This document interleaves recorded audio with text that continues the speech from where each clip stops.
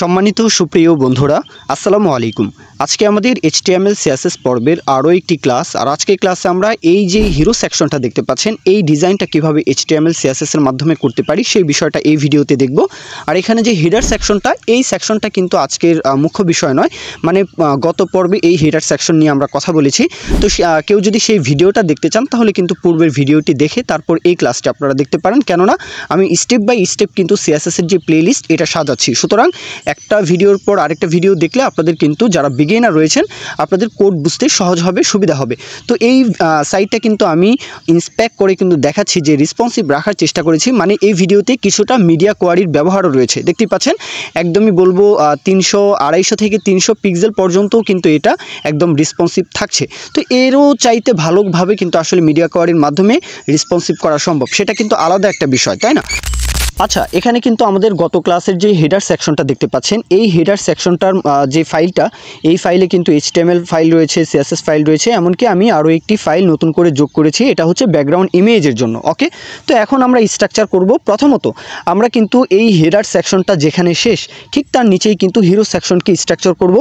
আর এখানে একদম বেসিক বিষয়, সুতরাং আমি ভিডিওটি একটু স্কিপ করছি। আশা করি বুঝতে অসুবিধা হবে না আপনাদের, কেননা আমি তারপরেও এক্সপ্লেন তো করব। হিরো সেকশনের মধ্যে আরও একটি চাইল্ড সেকশন রয়েছে। এই চাইল্ড সেকশনের মধ্যে কিন্তু আমরা 3টা হেডিং ট্যাগ কিন্তু নিয়েছি। হেডিং ট্যাগ বলতে H3, H1 এমনকি H2।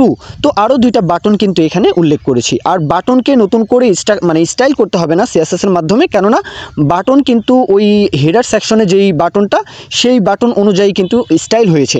নতুন করে আমাদের কিন্তু জাস্ট এখানে ইমেজ যুক্ত করতে হবে, আর হেডিং ট্যাগগুলো কিন্তু আমাদের স্টাইল করতে হবে। ওকে, তো উইদাউট CSS আমাদের হিরো সেকশনটা যেমন দেখাচ্ছে দেখতেই পাচ্ছেন। তো এখন আমরা এক এক করে স্টেপ বাই স্টেপ এই হিরো সেকশনটাকে স্টাইল করব।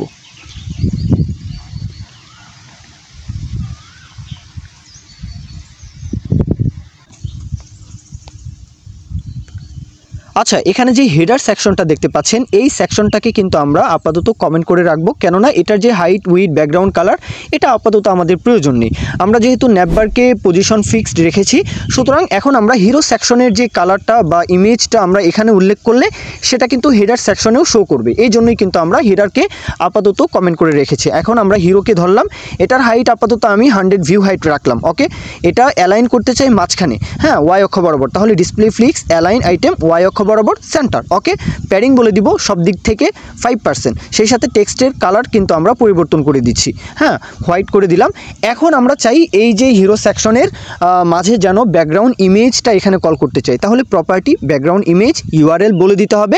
আমরা ব্যাকগ্রাউন্ড ইমেজের যে ইমেজটা এটা কল করে দিলাম। এটা কিন্তু সেন্টারে চলে আসলো না, মানে সাইজটা কিন্তু ঠিক হয়নি। সুতরাং এখন আমরা সাইজটা বলে দিব কাভার। ব্যাকগ্রাউন্ড রিপিট যদি আসে, নো রিপিট। এখানে এখন একটা বিষয় লক্ষ্য করুন যে আমরা এই সাইটটাকে যখনই মোবাইল ভিউতে যখন দেখব, তখন কিন্তু মূল যেই থিমটা, মানে চেহারাটা, ব্যাকগ্রাউন্ড ইমেজের যেই চেহারাটা, এটা কিন্তু আসলে দেখা যাচ্ছে না। তাহলে কি করতে পারি? আমরা এটার পজিশনটা ঠিক করতে পারি। পজিশন আমরা এটা যখন সেন্টার ব্যবহার করব, তারপরেও কিন্তু আসলে আমরা যেমনটা চাচ্ছি তেমনটা কিন্তু আসছে না। তাহলে আমরা এটা পার্সেন্টেজ এইভাবে কিন্তু আসলে আমরা এটা উল্লেখ করতে পারি। 60, 70, 80, 90 এইভাবে কিন্তু আপনারা দেখতে পারেন যে কিভাবে আসলে ফিট হচ্ছে, দেখাচ্ছে, ভালো সুন্দর লাগছে। এটা কিন্তু আপনারা তখন উল্লেখ করবেন। জি, এখন আমাদের সাইটটা মোবাইল ভিউতেও কিন্তু মূল থিমটা, মানে চেহারাটা কিন্তু ওইভাবে সুন্দরভাবে আমরা দেখতে পাচ্ছি। জি, এখন যে ডিজাইনটা একদমই সহজ। কন্টেন্টের মধ্যে আমরা যে এটার যে ম্যাক্সড উইথটা এটা বলে দিব 750 ম্যাক্সড উইথ বলে দিলাম। সেই সাথে আমরা প্যাডিং বলে দিলাম টপ থেকে 80 পিক্সেল, রাইট সাইডে 0, বটমে 0 এবং বলবো লেফট সাইডে কিন্তু 5% আমি উল্লেখ করলাম। ওকে, এখন H3 এই ট্যাগের ফন্ট সাইজটা একটু বাড়িয়ে দিলাম 40 পিক্সেল। এখন H1 মানে হেডিং ট্যাগ, এই হেডার ট্যাগের কিন্তু আমি ফন্ট সাইজটা একটু বাড়িয়ে দিব 100 পিক্সেল। এখানে বিআর ট্যাগ রয়েছে, বিআর ট্যাগের পরে যেই লাইন হাইটটা, এই হাইটটার জন্য কিন্তু আমি লাইন হাইট 1.2 করে দিলাম। আচ্ছা, এখানে আমাদের H1 ট্যাগের মধ্যে আরও একটি ট্যাগ রয়েছে স্প্যান। তো এই স্প্যান ট্যাগের কালারটা আমরা পরিবর্তন করতে চাই, মানে নামের যে কালারটা, নামের জন্য।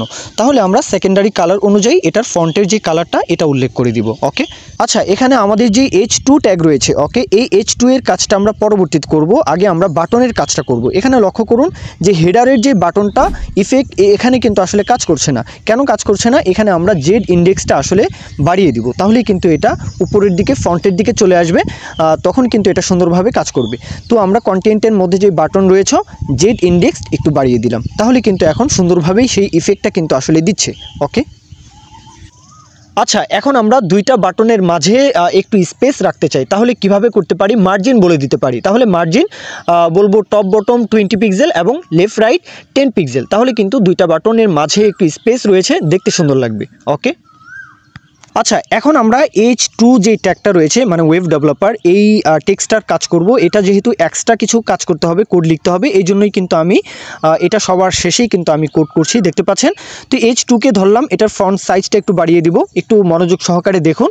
ফন্ট সাইজটা কিন্তু একটু বাড়িয়ে দিলাম 50 পিক্সেল। ওকে, এখন টেক্সট ট্রান্সফর্ম আপার কেস, প্রত্যেকটা হরফ মানে প্রত্যেকটা লেটার আর কি বড় হাতের হবে, এই জন্য টেক্সট ট্রান্সফর্ম আপার কেস উল্লেখ করলাম। এখন আমরা ওয়েব কিট টেক্সট স্ট্রোক দিব, এই জন্যই web kit text stroke 2 pixel primary colour অনুযায়ী কিন্তু আমরা স্ট্রোক দিয়েছি। এটা কিন্তু আসলে দিয়েছি, কালারটা আসলে বোঝা যাচ্ছে, দেখতে পাচ্ছেন। তো এখন আমরা টেক্সটের যে ফিল কালার, এই ফিল কালারটা আপাতত ট্রান্সপারেন্ট রাখবো। এই ট্রান্সপারেন্ট রাখার জন্য কিন্তু এখন আমরা যেরকমটা চাচ্ছি সেরকমটা হচ্ছে।